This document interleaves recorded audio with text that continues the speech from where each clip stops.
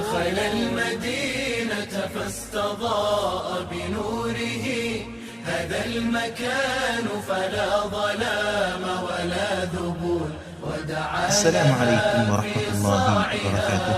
الحمد لله رب العالمين، والصلاة والسلام على المبعوث رحمة للعالمين.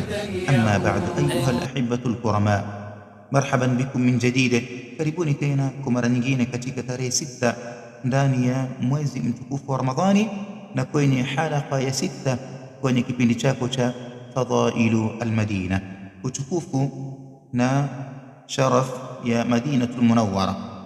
Karibuni tena kwa mara nyingine, kuweni tayari kushirikiana katika msafara huu.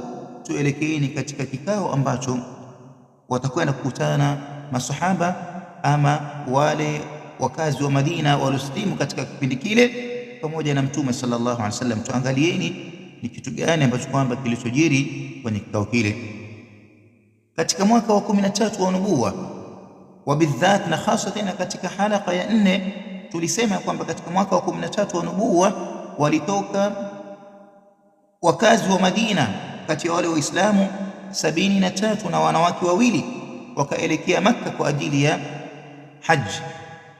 Walipofika Makka wakawasiliana na Mtume sallallahu alaihi wasallam kwa njia ya siri ili wasijulikaniwe, na wakawafikiana kwamba wakutane katika al-Aqaba Mina. Wakaahidiana kwamba wakutane katika ayamu za tashriq, ayamu tashriq, siku 3 zile ambazo kwamba zenye kufuatia baada ya Eid ya al-Hajj. Lakini ni kipi ambacho kwamba kilichoendelea?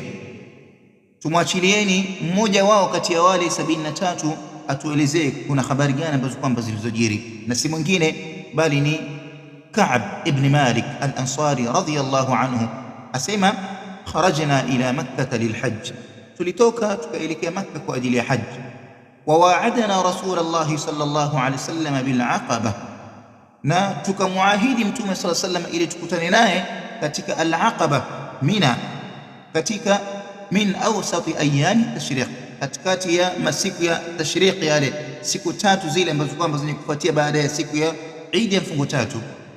Asema Ka'b, na katika usiku ambao kwamba walioahidiana na Mtume sallallahu alaihi wasallam kulikuwa kuna bwana mmoja akiitwa Abdullah ibn Amr ibn Haram. Asema huyu naye alikuwa ni kiongozi kati ya viongozi wao na alikuwa yuko na cheo katika jiji la Madina, lakini kwa bahati mbaya kwa muda ule alikuwa si Muislamu.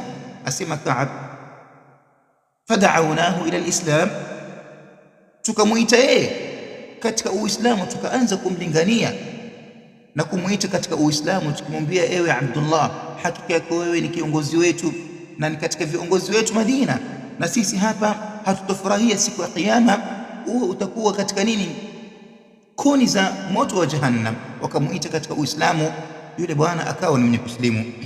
Asema Ka'b, kwenye usiku ule ambao kwamba walioahidiana na Mtume sallallahu alaihi wasallam kwa kukutana, wakalala mpaka usiku ulipokuwa umeenda mwingi, katika thuluthi ya mwisho kabisa ya usiku. Asema Ka'b, fakharajna min rihalina limi'adi rasulillah sallallahu alaihi wasallam. Asema Ka'b, ilipokuwa imefika usiku mwingi sana katika usiku ule, wakaanza kutoka mmoja mmoja kwa njia ya siri, tena kwa polepole na utaratibu, ili wasitambulikaniwe na wasijulikaniwe. Wakatoka mmoja mmoja, wawili wawili, mpaka idadi ilipokuwa imekamilika, wakaenda mahali ambapo kwamba walioahidiana na Mtume sallallahu alaihi wasallam. Asema fajtama'na nantadhiru Rasulullah sallallahu alaihi wasallam, wakaketi mahali ambapo kwamba walioahidiana na Mtume sallama wanamsubiri Rasulullah sallallahu alaihi wasallam. Ni kipi kilichofuatia? Iwa Rabbi, habari ni nzito na ni tamu na ni zenye kuathiri, lakini kwa dhiki ya wakati sina budi kusimamia hapa.